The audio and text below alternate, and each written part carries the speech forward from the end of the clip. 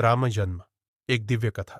नमस्कार दोस्तों, आज हम बात करेंगे एक ऐसी कथा की जो भारत की संस्कृति और धर्म का आधार है। यह कथा है भगवान श्री राम के जन्म की, अयोध्या की समृद्धि और राजा दशरथ की चिंता। अयोध्या एक ऐसा नगर था जहां सुख समृद्धि का वास था। राजा दशरथ एक धर्मशील राजा थे जिन्हें प्रजा का अत्यधिक स्नेह प्राप्त था।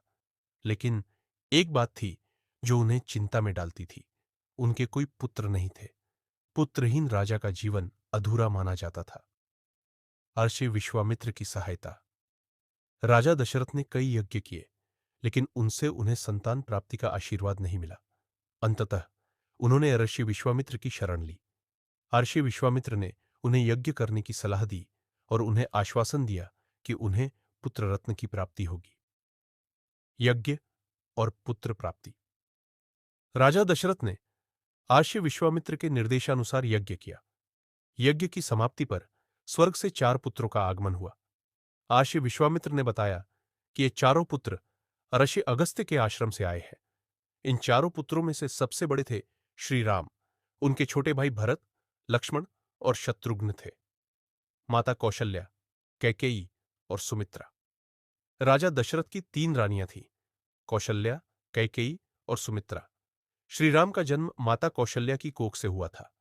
भरत और शत्रुघ्न का जन्म माता सुमित्रा की कोख से हुआ था, जबकि लक्ष्मण का जन्म भी माता सुमित्रा की कोख से हुआ था।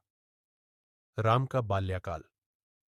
श्री राम बचपन से ही अत्यंत बुद्धिमान और बलवान थे। उन्होंने गुरुकुल में शिक्षा प्राप्त की और धनुर्विद्या में महारत हासिल की। वे अपने पिता के आज्ञाकारी और माता के लाडले थे। सीता स्वयंवर। समय बीतता गया और श्री राम युवा हो गए। उनके विवाह का समय आ गया। राजा जनक ने अपनी पुत्री सीता का स्वयंवर आयोजित किया। इस स्वयंवर में कई राजकुमारों ने भाग लिया, लेकिन कोई भी शिवजी द्वारा स्थापित शिव धनुष को नहीं उठा सका। अंततः श्री राम ने ही इस असंभव कार्य को कर दिखाया और सीता से विवाह किया। अयोध्या में खुशहाली। श्री राम और सीता के विवाह के बाद अयोध्या में खुशहाली का आगमन हुआ। प्रजा अपने राजकुमार को देखकर बहुत खुश थी। कैकेयी की मांग और वनवास। लेकिन खुशियों का यह समय ज्यादा नहीं चला। राजा दशरथ की दूसरी रानी कैकेयी ने अपने पुत्र भरत के लिए राजपाट की मांग की। उसने राजा दशरथ से 2 वरदान मांगे थे। पहला, भरत को राजा बनाना, और दूसरा, श्री राम को 14 वर्षों के लिए वनवास भेजना। राजा दशरथ की विवशता। राजा दशरथ ने अपने वचन के कारण कैकेयी की मांगों को स्वीकार कर लिया। उन्हें अपने पुत्र को वनवास भेजने का दुख सहन करना पड़ा। राम का वनगमन। श्री राम ने अपने पिता के आदेश का पालन किया और वनवास के लिए प्रस्थान किया। उनके साथ उनकी पत्नी सीता और छोटे भाई लक्ष्मण भी चले गए।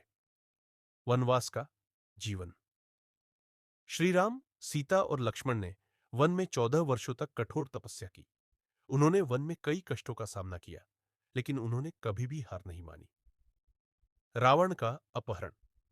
वनवास के दौरान रावण ने सीता का अपहरण कर लिया। रावण ने सीता को अपने राज्य लंका ले गया। लंका विजय बिया। श्री राम ने रावण का वध किया और सीता को मुक्त कराया। इसके बाद श्री राम अयोध्या लौटे और राजा बने। श्री राम का राज्याभिषेक। श्री राम के राज्याभिषेक के बाद अयोध्या में फिर से खुशहाली का आगमन हुआ। श्री राम ने धर्म और न्याय का पालन करते हुए एक आदर्श राजा का जीवन जिया। निष्कर्ष।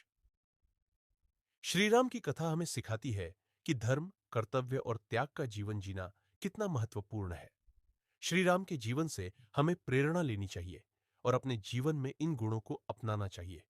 उम्मीद है आपको यह कथा पसंद आई होगी। अगर आपको यह कथा पसंद आई हो तो इसे लाइक और शेयर जरूर करें। हमारे चैनल को सब्सक्राइब अवश्य करें।